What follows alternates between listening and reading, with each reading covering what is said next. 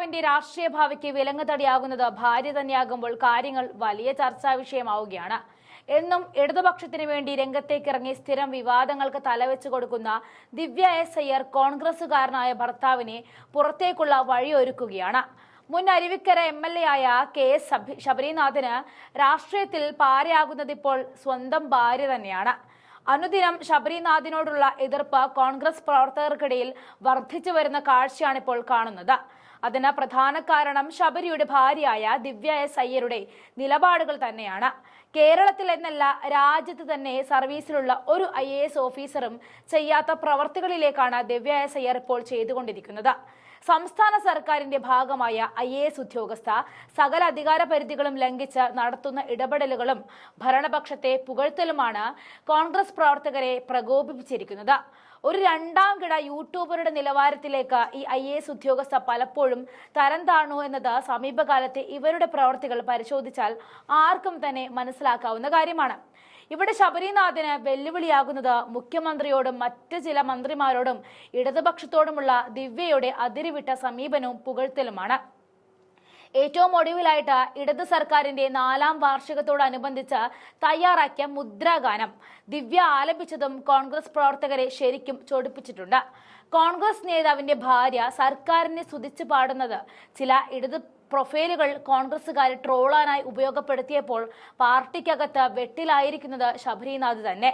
ദിവ്യയേക്കാൾ മികച്ച രീതിയിൽ പാടാൻ ശേഷിയുള്ള ഹരിതയെ പോലെയുള്ള IAS ഓഫീസർമാർ ഇത്തരം പ്രീണനത്തിന് നിന്നു കൊടുക്കാതെ IASകാരുടെ ആത്മാഭിമാനം ഉയർത്തിപ്പിടിച്ചപ്പോൾ ദിവ്യ അങ്ങോട്ട് ചെന്ന് അത് താല്പര്യത്തോടെ പാടുകയാണ് ഉണ്ടായത് എന്നാണ് വിവരം.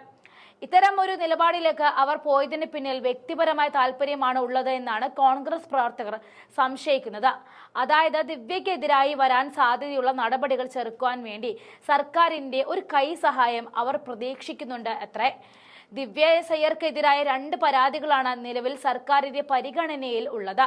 മുഖ്യമന്ത്രിയുടെ പ്രൈവറ്റ് സെക്രട്ടറി ആയിരുന്ന KK രാഗേഷ് CPM ജില്ലാ സെക്രട്ടറിയെ പോയപ്പോൾ കർണന് പോലും അസൂയ തോന്നുന്ന KKR കവചം എന്ന ചൂണ്ടിക്കാട്ടി ദിവ്യ ഇൻസ്റ്റഗ്രാമിൽ പോസ്റ്റ് ഇട്ടു.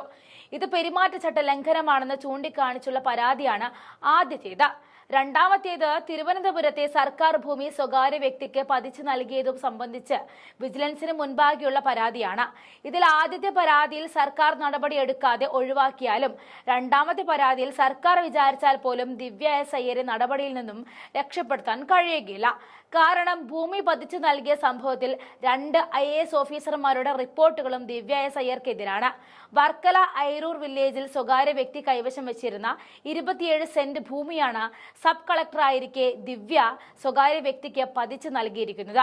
പുറമ്പോക്കാണെന്ന് കണ്ടെത്തി വർക്കല തഹസിൽദാർ ഏറ്റെടുത്തിരുന്ന ഭൂമിയാണിത്. സ്വകാര്യ വ്യക്തിയുടെ മാത്രം വാദം കേട്ട ശേഷം ദിവ്യ അത് പതിച്ചു നൽകുകയായിരുന്നു. ഈ സംഭവത്തിൽ സബ് കളക്ടർക്കെതിരെ ആദ്യം നടപടി ആവശ്യപ്പെട്ടത് CPM തിരുവനന്തപുരം ജില്ലാ കമ്മിറ്റി തന്നെയാണ്.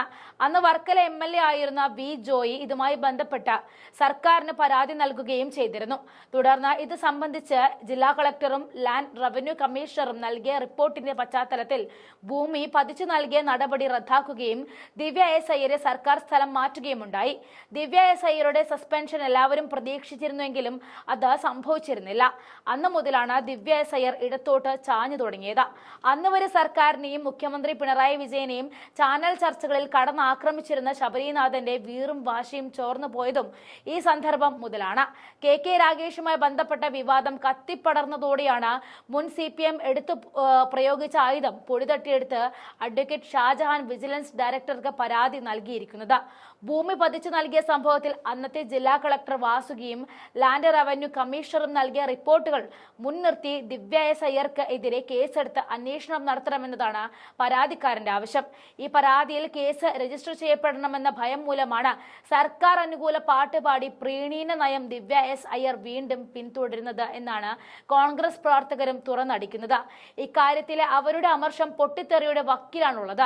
അരുവിക്കരയിൽ ഇനി ശബരിനാഥിനെ മത്സരിപ്പിച്ചാൽ പാഠം പഠിപ്പിക്കുമെന്ന മുന്നറിയിപ്പും കോൺഗ്രസ് പ്രവർത്തകർ നേതൃത്വത്തിന് നൽകിക്കഴിഞ്ഞു. കെ രാഗേഷിനെ പുകഴ്ത്തി സംസാരിച്ചത് വിവാദമായിട്ടുണ്ട് പോലും. അതൊന്നും തന്നെ വകവയ്ക്കാതെ വിപ്ലവ ഗാനങ്ങളുടെ മോഡലിൽ സർക്കാർ അനുകൂല പാട്ട് പാടിയ ദിവ്യയുടെ നടപടി ധിക്കാരം മാത്രമല്ല, പ്രതിപക്ഷത്തോടുള്ള വെല്ലുവിളി കൂടിയായിട്ടാണ് മുതിർന്ന കോൺഗ്രസ് നേതാക്കളും വിലയിരുത്തിയിരിക്കുന്നത്. അതേസമയം വിവാദ ഭൂമി ഇടപാട് സർക്കാർ റദ്ദാക്കിയെങ്കിലും തിരുവനന്തപുരം ജില്ലാ കളക്ടറുടെയും ലാൻഡ് റവന്യൂ കമ്മീഷണറുടെയും റിപ്പോർട്ടിന്റെ അടിസ്ഥാനത്തിൽ വിജിലൻസിന് കേസ് രജിസ്റ്റർ ചെയ്ത് അന്വേഷണം നടത്തേണ്ടി വരുമെന്നാണ് നിയമവിദഗ്ധർ ചൂണ്ടിക്കാണിക്കുന്നത്. അതല്ലെങ്കിൽ കോടതിയുടെ ഇടപെടൽ വരെ ഉണ്ടാകാനുള്ള സാധ്യതയുണ്ട്.